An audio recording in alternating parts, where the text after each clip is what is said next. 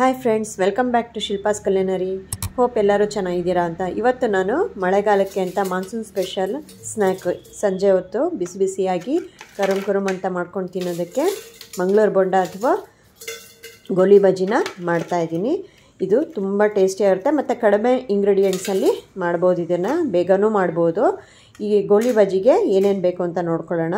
First ಒಂದು ಬೌಲಲ್ಲಿ ಮೊಸರು ತೊಗೊಂಡಿದ್ದೀನಿ. ಇದು ಹುಳಿ ಮೊಸರು ಇದ್ದರೆ ಚೆನ್ನಾಗಿರುತ್ತೆ.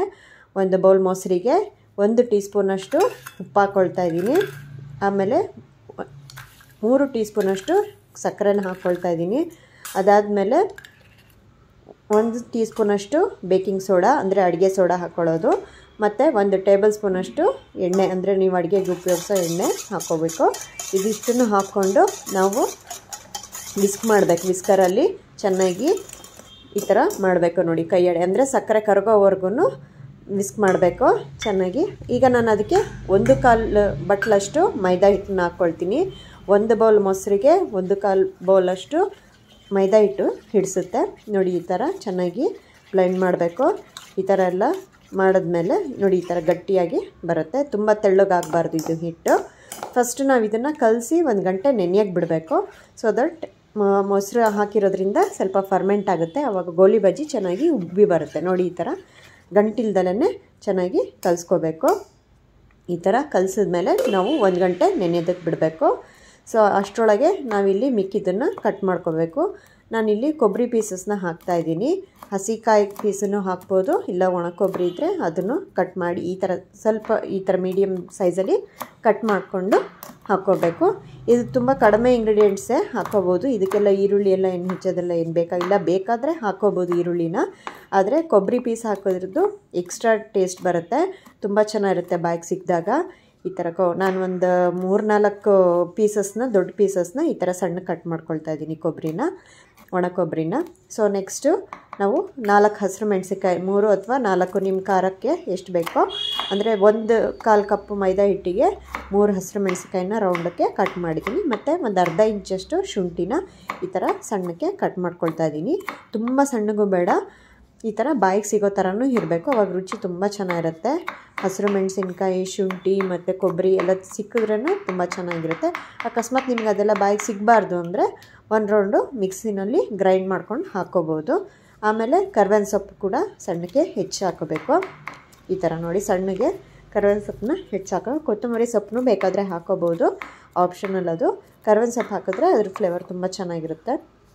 ಈಗ ನಾವು ಹಸಿರು ಮೆಣಸಿನ್ಕಾಯಿ ಖಾರಕ್ಕೆ ಹಾಕ್ಕೊಂಡಿದ್ದೀವಿ, ಕೊಬ್ಬರಿ ಪೀಸಸ್ಸು ಮತ್ತು ಈ ಥರ ಕರ್ಬೇವಿನ ಸೊಪ್ಪನ್ನ ಹಾಕ್ಕೊಂಡಿದ್ದೀವಿ.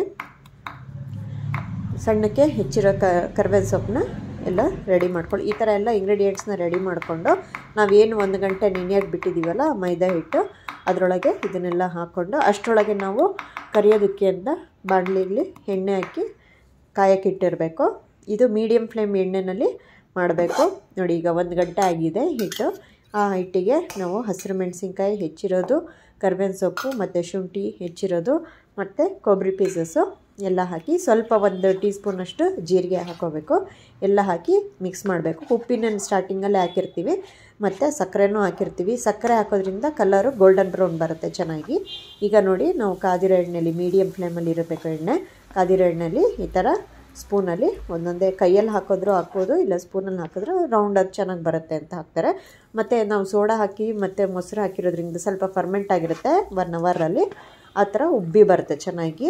ಗೋಲಿ ಬಜ್ಜಿ ಅಂತ ಚೆನ್ನಾಗಿ ಬರುತ್ತೆ, ಒಂಥರ ಟೇಸ್ಟು ಚೆನ್ನಾಗಿರುತ್ತೆ ನೋಡಿ. ಈ ಥರ ಉಬ್ಬು ಬಂದಾಗ ಒಳಗಡೆ ಎಲ್ಲ ಒಂಥರ ಹಾಲೋ ಟೈಪ್ ಬರುತ್ತೆ, ಚೆನ್ನಾಗಿರುತ್ತೆ. ಮಳೆಗಾಲಕ್ಕೆ ಈ ಥರ ತುಂಬ ಚೆನ್ನಾಗಿರುತ್ತೆ. ಸ್ನ್ಯಾಕ್ಸ್ ಮಾಡಿಕೊಂಡ್ರೆ ಸಂಜೆ ಹೊತ್ತು ಅಥವಾ ಟೀ ಕಾಫಿ ಜೊತೆಗೆ ತುಂಬ ಚೆನ್ನಾಗಿರುತ್ತೆ. ಇದನ್ನು ನೀವು ಕಾಯಿ ಚಟ್ನಿ ಜೊತೆನಾರು ತಿನ್ಬೋದು, ಇಲ್ಲ ಕೆಚಪ್ಪು ಮತ್ತು ಪುದೀನ ಚಟ್ನಿ ಮಾಡಿಕೊಂಡು ಅದ್ರ ಜೊತೆನಾರು ತಿನ್ಬೋದು ನೋಡಿ. ಈ ಥರ ಉಬ್ಬುತ್ತೆ ಇದು. ಫಸ್ಟು ಬಿಟ್ಟಾಗ ಸಣ್ಣದಿರುತ್ತೆ, ಆಮೇಲೆ ಬರ್ತಾ ಅದು ಉಬ್ತಾ ಬರುತ್ತೆ. ಈ ಥರ ಕಲರ್ ಬರ್ತಾ ಇದೆ, ಗೋಲ್ಡನ್ ಕಲರ್. ಯಾಕೆ ಅಂದರೆ ನಾವು ಸಕ್ಕರೆನ ಆ್ಯಡ್ ಮಾಡಿರೋದ್ರಿಂದ ಗೋಲ್ಡನ್ ಕಲರ್ ಬರುತ್ತೆ ನೋಡಿ. ಈ ಥರ ಉಬ್ಬಿ ಮೇಲ್ಗಡೆ ತೇಲಕ್ಕೆ ಶುರುವಾಗುತ್ತೆ, ಆವಾಗ ಇದಾಗ್ತಾಯಿದೆ ಅಂತ ಅರ್ಥ. ಈ ಥರ ತೇಲುತ್ತಾ ಇದೆ. ಸೊ ಈ ಥರ ಮಂಗಳೂರು ಬಜ್ಜಿ ಅಥವಾ ಗೋಲಿ ಬಜ್ಜಿನ ನೀವು ಒಂದು ಸತಿ ಮಾಡ್ಕೊಂಡು ಟ್ರೈ ಮಾಡಿ. ಬೇಗನೆ ಆಗುತ್ತೆ, ಒಂದು ಅರ್ಧ ಗಂಟೆ ಒಳಗೆ ಆಗುತ್ತೆ. ಆದರೆ ಅದನ್ನು ಮುಂಚೆನೇ ಕಲಸಿಟ್ಟಿರಬೇಕು. ನೀವು ಸಾಯಂಕಾಲ ಒಂದು 5-6 ಗಂಟೆಗೆ ಮಾಡ್ತೀನಿ ಅಂತಂದರೆ 4 ಗಂಟೆಗೆ ಹಿಟ್ಟು ಕಲಸಿಟ್ಬಿಟ್ರೆ ಸೊ 1 ಅವರ್ ಆದಮೇಲೆ ಈ ಥರ ಮಾಡ್ಕೋಬೋದು. ತುಂಬ ಚೆನ್ನಾಗಿರುತ್ತೆ, ತಿನ್ನೋಕ್ಕಂತೂ ಭಾರಿ ರುಚಿಯಾಗಿರುತ್ತೆ. ನೋಡಿ ಈ ಥರ ಎಣ್ಣೆನೂ ಜಾಸ್ತಿ ಅಂತ ಏನು ಕುಡಿಯೋದಿಲ್ಲ, ಸ್ವಲ್ಪ ಸೋಡಾ ಹಾಕಿರೋದ್ರಿಂದ. ನಮ್ಮ ಬಿಸಿ ಬಿಸಿಯಾದ ಗರಿಯಾದ ಮಂಗಳೂರು ಬಜ್ಜಿ ಅಥವಾ ಗೋಳಿ ಬಜ್ಜಿ ರೆಡಿಯಾಗಿದೆ. ಇದನ್ನು ನೀವು ಕೆಚಪ್ ಜೊತೆ, ಪುದೀನ ಚಟ್ನಿ ಅಥವಾ ತೆಂಗಿನಕಾಯಿ ಚಟ್ನಿ ಜೊತೆ ತಿಂದ್ರೂ ಕೂಡ ಅದ್ರ ಟೇಸ್ಟು ತುಂಬ ಚೆನ್ನಾಗಿರುತ್ತೆ. ನೀವು ಒಂದು ಸತಿ ಟ್ರೈ ಮಾಡಿ ಮತ್ತು ಕಮೆಂಟ್ ಮಾಡಿ ಹೇಗಿತ್ತು ಅಂತ. ನೋಡಿ ಈ ಥರ ಒಳಗಡೆ ಹಾಲು ಆಗಿರುತ್ತೆ, ಎಷ್ಟು ಚೆನ್ನಾಗಿರುತ್ತೆ ನೋಡಿ ಒಳಗಡೆ ಎಲ್ಲ.